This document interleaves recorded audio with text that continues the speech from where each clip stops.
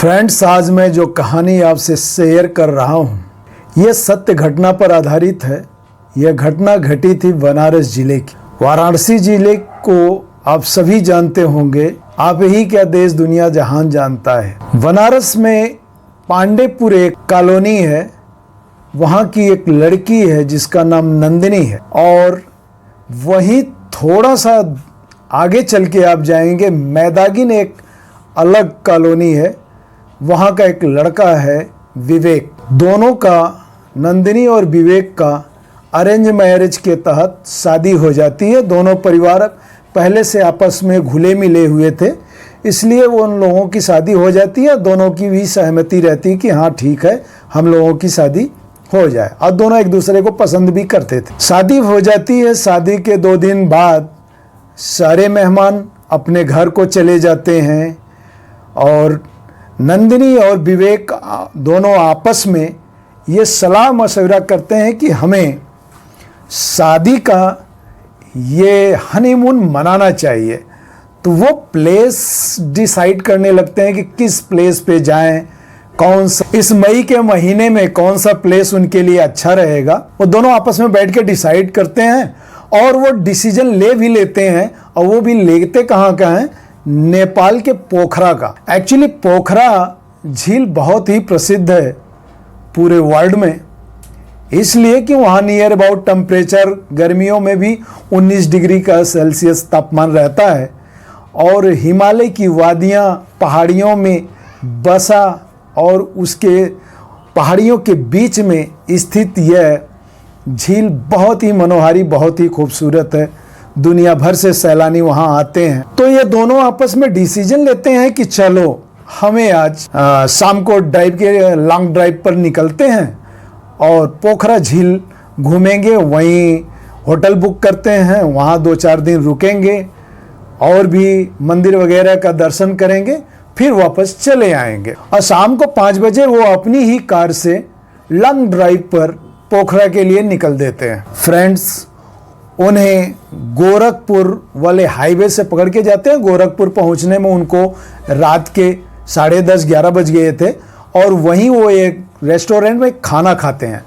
खाना खाने के पश्चात तो उन्होंने डिसीजन लिया कि अभी तो समय है, 1-2 घंटा बड़े आराम से हम ड्राइव कर सकते हैं। तो वो अपनी कार को आगे बढ़ाते हैं और उस हाईवे पे निकल देते हैं। वो हाईवे जो पोखरा के लिए जाता है गोरखपुर से।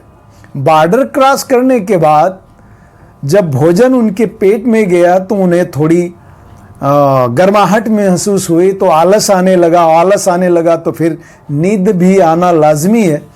तो ऐसी अवस्था में वो कार की ड्राइव भली बात नहीं कर सकते थे और ना करने का मन कर रहा था। उधर नंदिनी थक भी गई थी, उसे रेस्ट की ज़रूरत थी। तो विवेक ने सोचा कि चलो यही किसी हम छोटे मोटे होटल में रात में जो है हॉल्ट कर लेते हैं, सुबह निकलेंगे और चलेंगे अपने उस पोखरा झील के लिए। और वो जाते हैं एक होटल छोटा सा, उसी में वो एंट्री ले लेते हैं, रिसेप्शन पे जाते हैं, अपनी सारा खाना पूर्ति करके वो अपने कमरे में सीधे चले जाते हैं, इसलिए कि वो खाना पहले ही खा चुके होते हैं, उन्हें सोना था। नंदिनी अपने कमरे में प्रवेश करके सीधे बाथरूम में चली जाती है हाथ मुंह धोने के लिए।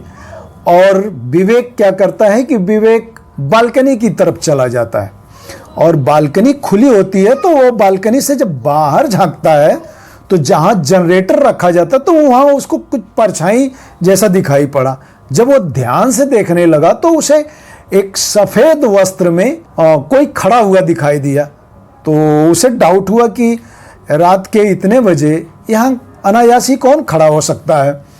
तो वो थोड़ा सा केयरफुल होके उस देखने लगा तो उसे महसूस हुआ कि कोई महिला है जो सफ़ेद वस्त्र में वहाँ खड़ी हुई हो। बाकी उसका चेहरा पूरी तरह से साफ उसको दिखाई नहीं पड़ रहा था। तो सोचा कि बाय द वे होगा कोई होटल में ही ठहरने वाला। और वो वापस कमरे के लिए मुड़ता है, त्यों ही उसके ठीक पीछे वो महिला वापस खड़ी थी। ये देखते ही तो वो बिल्कुल आश्चर्य में पड़ जाता कि अरे, और जानते हैं वो महिला कौन थी? उसकी अपनी नंदिनी थी। अपनी नंदिनी को अचानक अपने पीछे पांक के चौंक जाता है और चौंकने के बाद कहता, नंदिनी तुम यहाँ? तो बोली हाँ मैं तुम्हें बुलाने आई हूँ, चलो सोते हैं, सुबह हमें फिर ड्राइव पे निकलना है। और जब वो कमरे में एंट्री करता है तो देखता है बेड पर नंदिनी ऑलरेडी पहले से है। तो फिर वो वापस मुड़ता है बालकनी की तरफ कि आखिर तो फिर नंदिनी के रूप में ये कौन है। अब वो कंफ्यूज सा हो जाता है कि नंदिनी वो है बालकनी वाली कि बेड पर सोई हुई नंदिनी है, कौन सी नंदिनी है। तो जब वो बेड के करीब पहुंचता है तो वहां नंदिनी बिल्कुल लेटी हुई है।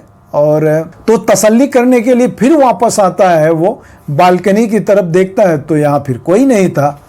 तो कंफ्यूज हो जाता है और थोड़ा सहम भी जाता है, उसके अंदर डर सा बढ़ जाता है कि ये क्या हो गया।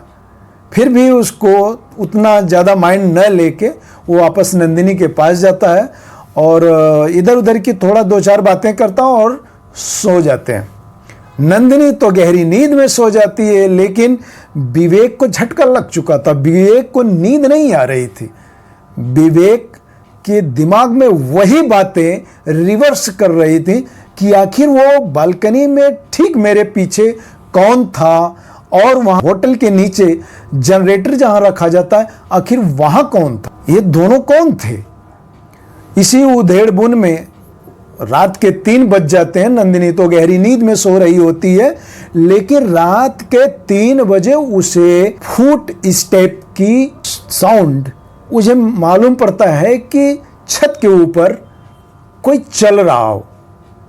उसके कदमों की आवाज उसके कानों तक आ रही थी। अब उसके आंखों में नींद नहीं थी। वो फिर अपनी उधेड़-बुन में लग गया कि रात के 3 बजे छत पर कौन चल सकता है। होटल वाले भी जो भी होंगे, खाना पीना के लगभग 2 बजे के बाद सब लोग सो ही जाते हैं। फिर उसे ऐसा महसूस हुआ कि उसके दरवाजे पे कोई दस्तक हो रही है। वो दरवाजे की तरफ गया, दरवाजा खोला, इधर उधर देखा तो कोई नहीं दिखा और फिर आके वो वापस सो जाता है।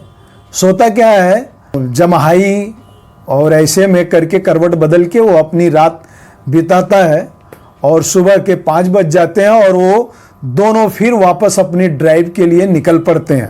दोस्तों ड्राइव के लिए निकलते हैं, हाईवे पर आते हैं, लेकिन आज विवेक का मूड थोड़ा रोज के जैसा नॉर्मल नहीं था ना, सामान्य नहीं था।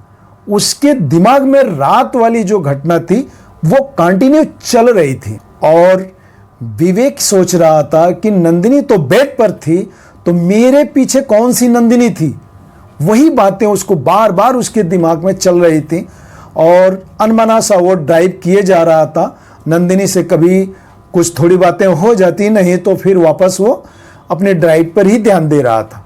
और इस तरह से करते ड्राइव करते ही दिन के 12 साढ़े 12 बजे वो पोखरा झील पहुंच जाते हैं और वहां जाने के बाद वो रात की बातें भूल जाते हैं। वहां का दृश्य देख के दोनों बड़ो ही खुश होते हैं।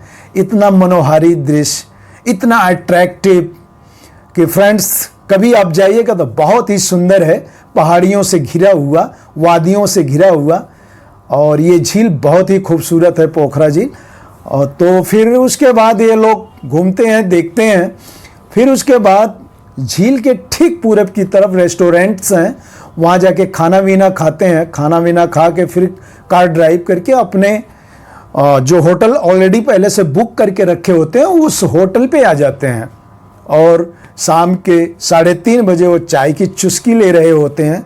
फिर थोड़ा टहलने के लिए निकल जाते हैं बाहर, पैदल घूम घाम के आते हैं। फिर रात का 8 बजे 9 बजे का खाना अपना खाते हैं, फिर सोने चले जाते हैं, आपस में बातें करते हैं। और सोने में रात का विवेक पिछली रात का बढ़िया से सो नहीं सका था, नंदिनी तो खैर थोड़ा सोई थी, तो दोनों जल्दी ही सो जाते हैं। लेकिन वही जो चीजें विवेक पिछली रात में देखा था, वही बातें उसके माइंड में बार बार, उसके सपने में वही सब बातें फिर वापस चल रही। तो ऐसा समझ में उसको आ रहा था कि ये जो पीछे की जो घटना वो आज भी घट रही है, सेम वे सपने में यही बातें घट रही थी। विवेक बहुत परेशान हुआ। सुबह उठता है और उसका मन नहीं लगता है और कहता है कि ठीक वो जो बातें पिछली रात में घटी वही आज मेरे सपने में घट रही हैं।